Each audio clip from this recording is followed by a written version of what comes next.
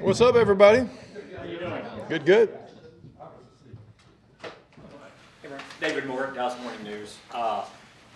Just the level Dak has played yesterday and really these past two games. How do you assess where he is right now, and how much of that is just becoming more familiar with the offense and when to kind of break out if he needs to? It's a good question. Long season, lots of ebbs and flows. We know that's part of the game. I think, coming off of the last two games, the one thing you would see is the decision making, how quick and decisive he's getting through his reads. I look at the touchdown to Jake Ferguson, which I think was the first one. We saw coverage we were anticipating. You had Fergie match up on the backer. The backer kind of turned his back, but the throw was unbelievable. The catch was unbelievable. But if you go back and you look at the little things, you look at his footwork. It's what we call plant footwork. So he's taking his drop. He sees the look, and really before even Ferg gets on top, he just puts his foot in the ground. He throws it to the perfect spot. Cool thing in that regard, right? I get asked every week about the tight ends. A couple of tight ends have maybe missed those plays. Like we missed one to Scooney a couple weeks ago, maybe the Patriots or something, right? But Fergie makes an unbelievable catch. But just the decision-making and how confident he is with reading his movement keys, getting through his progressions. And I've always said, literally, and Babe could probably speak to this, but you should be able to watch a quarterback's lower body to know how well he's seeing the game, because his feet tell you everything. If his feet are firm and in rhythm and he's just, taking tight hitches and stuff like that, he's seeing things well. If he's kind of loose on his back foot or he's taking a lot of hitches, then there tends to be, oh, man, I'm not really sure what I'm supposed to do. So if you look at Dak's feet right now, he's playing with a lot of confidence and being very decisive. Dak in the offense, how much is this about the offense really getting their rhythm? What you've seen the last couple of weeks after maybe a slow start, obviously no reasons for that, but you guys really being who you want to be. Yeah, I think, when you watch us play, when we're able to do the things that we did yesterday in the last couple of games, spreading the ball around, 9 different guys got touches yesterday in the passing game. Again, we're a team that loves to have at-bats. We love to do great on third down and give ourselves more opportunities because we know at some point one of our playmakers is going to make a play. That's when we've been at our best this year. Yesterday I think it was 35-plus minutes time of possession minus the drive when, Duran took the touchdown back. But that's when we're at our best, man. We can kind of spread the ball around and feature our guys. And CeeDee obviously has gotten off to a really fast start the last 2 weeks. You can see his swag come out when he does that. You see it, you feel it. I know we feel it on the boundary, it's just it's really cool to see that. Again, the noon game is different. We don't play many noon games around here, and so for us to kind of start the way we did, those first couple plays weren't scripted that way. I know you guys would be shocked. Yeah, we weren't. Yeah, that wasn't the design of what we thought would happen, but the resolve that our guys had just to keep playing. It's a cool lesson for us as we're going to go into big games and keep playing throughout the course of the year. I think that's so important. That, hey, just one play at a time. The use of CeeDee more to X that come out of your bye week. No, we've been moving around some. You have to move him around because if you put him in one spot, it's a lot easier for people to find him and double him. And again, his football IQ is superior. He's so smart, and not only the ability to learn the game, but to feel the game. And I know, we get great feedback from those guys. I know you guys, talked a little bit about the touchdown to Brandon, but like I've always thought, the players truly do see the game so differently, and they give really good feedback. They really do. And CeeDee's always a guy, he's got a feel for things, and it's just cool to see, again, what I call the me to you factor. So when you've got a quarterback and a receiver that have played a ton of football together, there's what I call the me to you factor. That means, hey, I'm going to throw it me to you, do your thing and get open. And I think that's been on display the last 2 weeks is just, there is a trust, a confidence. Hey, man, I'm going to throw it to you, away from the defender, wherever that is, and know that you're going to make a play for me. The first touchdown pass down the left in the left red zone to CeeDee was a new little concept that we messed around, probably threw it 2 or 3 times in practice. That's it, which is very different, it's unique. And for them to go out and execute that, and really it was tight coverage, is cool to see. It gives you confidence as a staff, gives you confidence for Mike as a play caller to be able to put those things in and say, hey, let's complement the things that we've shown on film. John Michelle, The Athletic. So in previous weeks, you've mentioned certain plays that kind of maybe some under the radar things like Pollard picking up that block. on Cooks' touchdown in the Chargers game. Obviously, a lot of big plays in this game. Was there anything that you thought maybe a little under the radar play that maybe stood out to you that maybe doesn't get as much of the focus as others?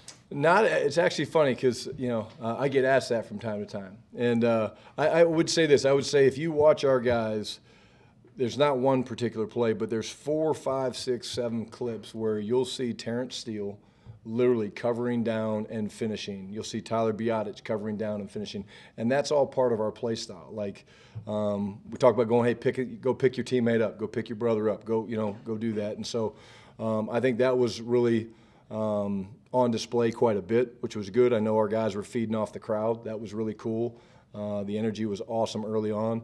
But again, if I was going to pick one play, I do think that, just the feedback of Brandon, kind of how he set some routes up. And again, those guys get a feel of how the defender's playing him. In this case, how, 44 was playing him, and he felt really good about it. And it was one of those things for us when Mike called it, it was like, okay, let's see how it plays out. And you'll have to ask Brandon, but there might have been some veteran gamesmanship that he used on his way to the line of scrimmage that I'll let him share with you guys and let him see if he wants to share with you guys what he did. But it's pretty cool. Nick Harris, DallasCowboys.com. That 10-minute drive that happened in the third quarter came after a run of Rams points. It was kind of their last chance to get back into it. Is that when this offense is at its best, when it can be methodical and drive down the field and take time off the clock and score at the end, even if it wasn't a touchdown? Well, first and foremost, obviously we always talk complimentary football. They tried to double dip, right? They got points before the half. They got the ball. They came out, long drive. And I was just proud of our guys, again, going out there and putting a drive together. And I can't remember, obviously, all the plays that showed up, but, there was no question that, hey, we got to go put a drive together to go get some points, go get some momentum back. The defense has done that 1,000 times this year. So it's just cool to see how we feed off of them, they feed off of us. And when we're doing well on third down, which – again, we did again yesterday.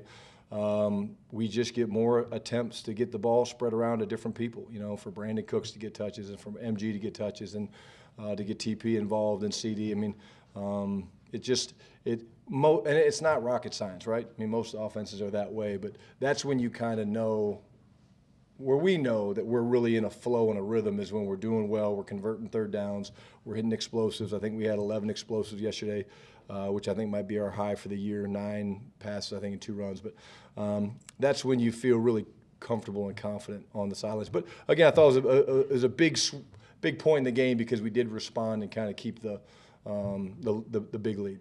And where would you assess Austin Richards' development right now? He's practicing his ass off. Again, he got kind of thrown in there late yesterday, but really growing. I actually went to the pro day, worked him out in North Carolina, and loved his ability to bend, loved his work ethic. The line coach that was working him out from one of the other teams was just, it was a long, hard workout, and he never checked up. So love his length, love his ability to strike in pass protection. So I feel really good about a lot of the depth. Brock Hoffman's a guy who's gone in and played well. TJ Bass, he's had snaps. We're getting these guys in the game, which, again, a lot of times you don't want to have to play them as they're developing, but these guys have gone in and they haven't checked up, and it's going to help us at some point down the line, them getting those reps throughout the course of real game action. Skyler Dixon with the AP. You're relatively new to the weekly firestorm outside the building, one way or the other, on Dak's performance. It's been a pretty good roller coaster from the Niners game to now. What's your perspective on how he's been, what it's been like to be around him from then to now? Stud. He really is a stud. He never changes who he is. After the biggest win, 4 touchdowns and 1 interception, when you see him today, he's no different than he was after the 49ers game. And I think that speaks to his experience. I think it speaks to his confidence. Look, when you play quarterback in this league, you're gonna get a lot more blame and sometimes more credit than you deserve. But I think he wears it really, really well. And there's a inner calm about the guy that's really cool to sit next to him on game day and talk to him, both in San Francisco and yesterday, where it's like, yep, messed that up, I'm good, or yep, yeah, saw that one perfect, it's easy. He's just awesome to be around. And I love getting a chance to coach him. I love getting a chance to talk ball with him. I love being around him. He makes me a better person every day. And guys like that are guys that you really, really want to see have success, and you want to help them. It reminds me a lot of one of the first guys I was able to mentor, which was Drew Brees, who became just one of my best friends, and wired very similarly. You know, it's not ever about them. It's about the team and what can I do to do what's best for the team, and Dak is just like Drew in that regard. Hey Brian, Saudis with The Athletic. Obviously, you don't have to worry about this on your side of the ball, but with Philadelphia, that QB sneak play is always a topic of conversation. You mentioned Drew Brees, you had him early. You had Andrew Luck, very different body type of a quarterback. You played in the division with Tom Brady, who's very good at the QB sneak. What makes that work? What in your opinion, what makes a good quarterback sneak? And you know the way Philadelphia does it, is it just another iteration of that? Well, it has evolved. I mean, if you look at it over time, I mean, there's different ways you teach it. You know, Tom was, you know, we all look to try to expose open A gaps, right? If there's an open A gap, then you're going to try to get to a sneak, and people do it on 2nd and 1. They do it different times, but now there's such a big emphasis on closing the A gaps and getting everybody down in there. Of course, there's 4th down situations, right, where down in the 1 yard line where the quarterbacks are taught to go over the top and all that. But the evolution of it's been cool, and they've done an unbelievable job of helping it evolve. They are the best at it. There's no question about it. The little bit that I've looked at and studied of it is their offensive linemen do an unbelievable job of getting up underneath the defensive linemen. I mean, it really is like a rugby play. They get up underneath the defensive linemen and they lift, and that way the defensive players can't get their cleats in the ground. And, you know, Jalen's obviously a big, strong guy, and they push. But, you know, again, I think it just comes from, you know, they have a belief in it, number one, and I think that their technique, the way they uncoil and fire off their pads and get lower than the defensive lineman is a big advantage for them that they do a really good job with. You would say it was more not just the quarterback, it's the entire operation. Oh, absolutely. Yeah, I think, you know, Jalen gets the first down, but those other guys are probably the catalyst to why he gets the first down. Babe? Babe Loftmer, Cowboys Radio. Brian, to your point, it's interesting. Steve Young said you can film me from the waist down, and I can tell you how I played that day. So, but like third time is a charm. You talked about Schoonmaker. You had the shot on the seam there, then Gallup against Chargers, same concept or whatnot. Yeah. Then you got it to Ferguson, and it's obviously not novel, but is that like a good teaching point of the route, the throw, as you talked about, the feet for Dak to finally hit it and get rewarded for it? And I may be missing one, am I? No, I mean, there might have been one more. I think there was one more. Maybe Henny against the Giants was a seam type throw in the elements. No, I think, you know, the cool thing is when you talk to Fergie, like Fergie knew the ball was coming to him, right? He saw the look. He saw the linebacker inside of him. They were playing a form of cover 4 with a triangle over the 2 inside the 3 and 2 piece. And the cool thing was it was the expectation by Jake that the ball was coming to him. So literally, I mean, the ball was clearly out in front because Dak threw it with a great anticipation. But I think that's the best part is when the skill players start anticipating based on coverages where the ball is going to go, that's a offense that's maturing. That's a young player in Jake Ferguson that's a really good player and doesn't get enough credit for just his leadership ability and what he brings to our offense for a young player, a second-year pro. The guy's a stud. But I think that's kind of the magic is when these plays go up on a big projector, big PowerPoint, right, and they're just dimensions, but then you add moving pieces, and when the players can process those moving pieces and understand, oh, versus this coverage, I am probably getting the ball, then I think that's where you see the magic start to happen a little bit more consistently.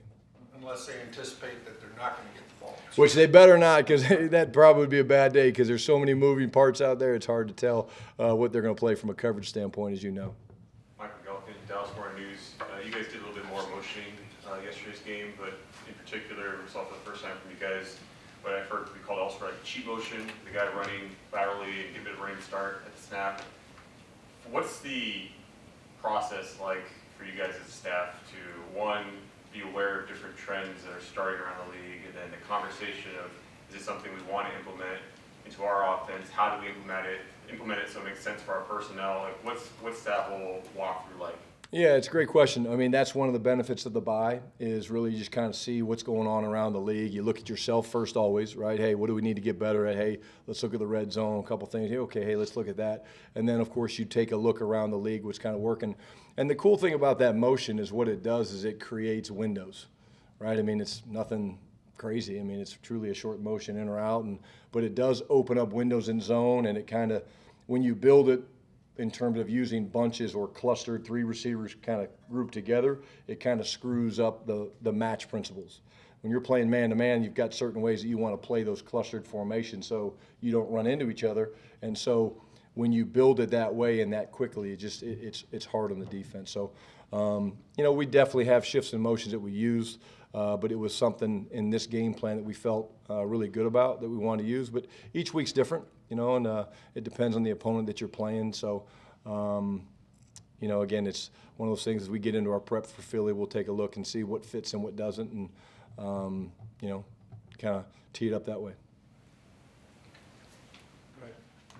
Go back to that 10-minute drive. We was talking about the important drive. A couple of those third downs, Dak converted with his feet. Yeah. How much you encourage that, him to do that and make those plays? Yeah, it's the second part of every play. I mean, there's a feel for quarterbacks when you drop back, right? You go through your progression. Your progression is tied to your feet. So if I throw my first progression off of a no hitch or a plant throw, then what you teach is you can take a hitch to the second, then to the third. But then at some point, usually it's no longer than your second hip. You've got to get going north and south, and you either can get out through the A or the B gap, and that's usually game plan based on the team you're playing.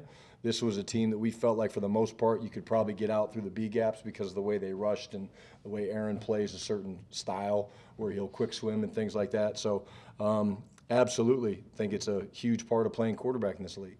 Pass rush is really talented.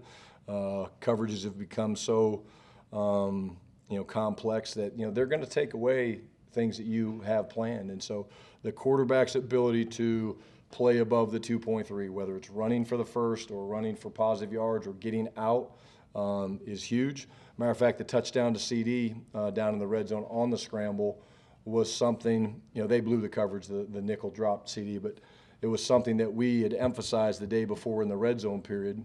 Dak, it was a concept that he had repped 1,000 times, and so we told him, hey, just scramble on this one, because again, it's not just Dak's reaction, it's the skill player's reaction.